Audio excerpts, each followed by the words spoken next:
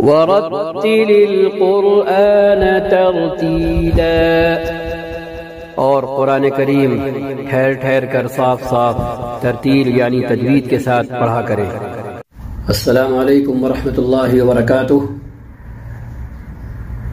آج نورانی قاعدے سے جڑ کر 18ویں قسط کے ساتھ آپ کی خدمت میں حاضر ہیں۔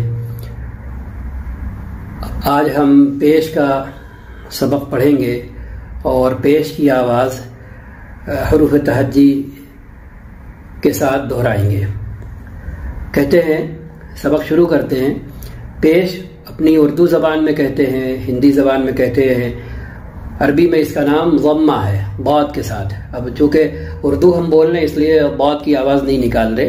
پیش کی معروف آواز سمجھنے کے لیے 2 حرف ذہن میں رکھ لیں۔ ایک حرف ہندی کا او اور دوسرا حرف انگریزی کا یو۔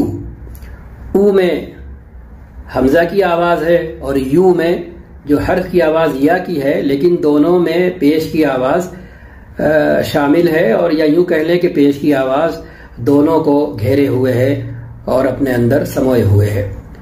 مجہول آواز کے لیے بھی 2 حرف ذہن میں رکھ لیں۔ ایک ہندی کا او، او تو او سے پہلے والا او، اور انگریزی کا او۔ عربی میں پیش کی آواز جب نکالتے ہیں تو او اور او کی طرح نہیں نکالتے ہیں کہ او بو تو سو، جو یہ رانگ ہے، یہ غلط ہے، بلکہ او اور یو کی طرح نکالیں گے۔ ٹھیک ہے، آواز بڑھائیں گے نہیں بالکل، کیونکہ جیسے ہی بڑھائیں گے تو ہندی میں بہت اچھا سمجھنے کے لیے ہے کہ او او، ای ای اور آ، تو جو پہلا پہلی ای اور پہلا او ہے یہ زبر زیر پیش ہے، اور جیسے ہی کہہ کے کہیں گے تو اس میں الف لگ گیا، یعنی کھڑا زبر لگ گیا، اور اس ای کہیں گے ای تو اس میں یا لگ گئی، او تو او میں پیش کے ساتھ واو جڑ گیا۔ تو جیسے ہی آواز جڑے گی، بڑھے گی، زبر کی، زیر کی، پیش کی، تو ہم اپنی طرف سے اس آواز کے اندر الف، واو اور یا کو شامل کر دیں گے، تو وہ ظاہر سی بات ہے بدل جائے گا، ایک حرف شامل ہو جائے گا۔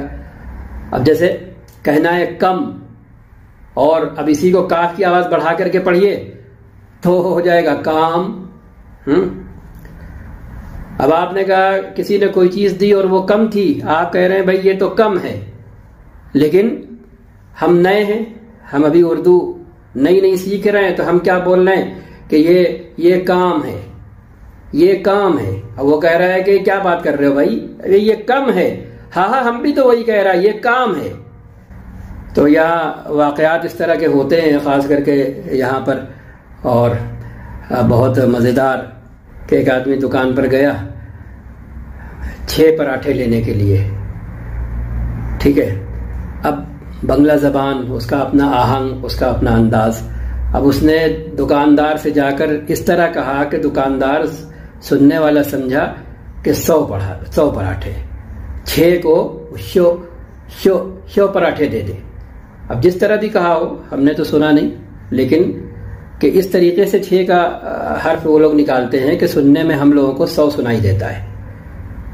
اب وہ ہوٹل والے مست ہو گئے کہ بھائی ماشاءاللہ صبح یہ 100 پراٹھوں کا آرڈر آ گیا، سب بالکل آٹا گوندنے میں جٹ گئے اور پراٹھے پکا وکا کر کے۔ اب وہ بار بار کہہ رہا ہے کہ بھائی ہم کو 100 پراٹھے دو۔ اب وہ کہہ رہے ویٹ کرو، انتظار کرو۔ اب اس کے بعد اس کے سامنے 100 پراٹھے۔ اب وہ کہہ رہا ہے کہ پھر اس نے یہ کیا ہے، پھر اسی لفظ کو ہم نے تم سے 100 پراٹھے مانگا تھا، یہ کتنا دے رہا ہے۔ اب جب ان کی سمجھ میں آیا کہ بھئی یہ 6 پراٹھے کہہ رہا ہے، 100 پراٹھے نہیں کہہ رہا ہے، تو بھی اب دھت تیرے کی اور لت تیرے کی، جو کچھ بھی ہوا ہو وہاں پہ۔ ٹھیک ہے، تو اس لیے آواز کا بڑا مسئلہ ہوتا ہے۔ ہم جماعت میں تھے، بھٹکل کے لوگ ساتھ میں تھے، تو واللہ عالم کہ ہم کون سا کوئی لفظ بولتے تھے، تو اس پر وہ لوگ ہنستے بہت تھے تو بعد میں ہم نے جب نوٹ کیا تو پوچھا تو ان لوگوں نے بتایا کہ ہماری زبان میں اس کے معنی ذرا سے دوسرے ہیں، نگیٹو ہیں، اور آپ بولتے ہیں اس کو آپ کی زبان کا حصہ ہے۔ تو یہی اسکول میں یہاں پر کیرلا زبان میں ایک لفظ ہے جس کے معنی نگیٹو ہے بالکل، اور اب وہ کانا کی جب ہم لوگ گردان کرتے ہیں، کانا کی، کانا، کانا، کانو، جب یہ گردان کرتے ہوئے ایک خاص فارم تک پہنچتے ہیں تو جب وہ بولتے تھے ہم تو لڑکے ماشاءاللہ منہ لگ جاتے ہیں اور ہل جاتے ہیں، تو اس پر وہ اس لفظ سے پہنچ کر کے خوب ہنستے تھے۔ تو ہم نے پوچھا بھی کہ خیریت تو پھر لگے سر اس کے معنی جو ہے وہ ہم لوگوں کی زبان میں دوسرے ہیں۔ ہم نے کہا ٹھیک ہے تو ہم کیا کریں، اب کانا کی گردان بھی کرنا ہے اور اس فارم کو بولنا بھی ہے، ورنہ اس کے بنا ہم ادا ہی نہیں کر پائیں گے کہ وہ معنی، ٹھیک ہے۔ تو اس لیے حرف کی اپنی آواز اور حرکت کی آواز یہ دونوں ہی صحیح ادا کرنا بہت ضروری ہے، ٹھیک ہے انشاءاللہ۔ اب چلتے ہیں آگے۔ تو ہم نے وضاحت کر دی، 3 باتیں ذہن میں رہیں کہ معروف پڑھیں گے، پھر سے دہرائے دے رہے ہیں تاکہ ذہن نشین ہو جائے، کہ یو اور او کی طرح پڑھیں گے پیش کی آواز، مجہول نہیں پڑھیں گے یعنی او کی طرح نہیں پڑھیں گے، اور آواز بڑھائیں گے نہیں، لمبی نہیں کریں گے یعنی اس کے اندر یوں کہہ لیجئے بڑے او کی ماترا نہیں لگائیں گے، اور پیش کے ساتھ واو شامل نہیں کر دیں گے کہ با واو پیش بو، تا واو پیش تو کی طرح، ٹھیک۔ چلیے پڑھتے ہیں۔ تو الف پیش او یعنی حمزہ پیش او، ہم اس سے پہلے بتا چکے، با پیش بو، تا پیش تو۔ یہاں پر دھیان رہے کہ دیکھیے اتنا حصہ گول ہو رہا ہے، کنارے جو ہے وہ کنارے بند ہیں اور بیچ کا حصہ گول ہو رہا ہے۔ سا پیش سو، جیم پیش جو، ہا پیش ہو، خا پیش خو، دال پیش دو، لال پیش لو، را پیش رو۔ اب را سے جڑ کر یہ بات یہیں پر یاد کر لیں کہ را کے اوپر زبر ہو یا را کے اوپر پیش ہو یا را ساکن اگر ہے تو اس سے پہلے زبر اور پیش ہو تو را موٹی پڑھیں گے، لیکن اگر را کے نیچے زیر ہے یا را ساکن ہے تو اس سے پہلے زیر ہے تو را مہین پڑھیں گے۔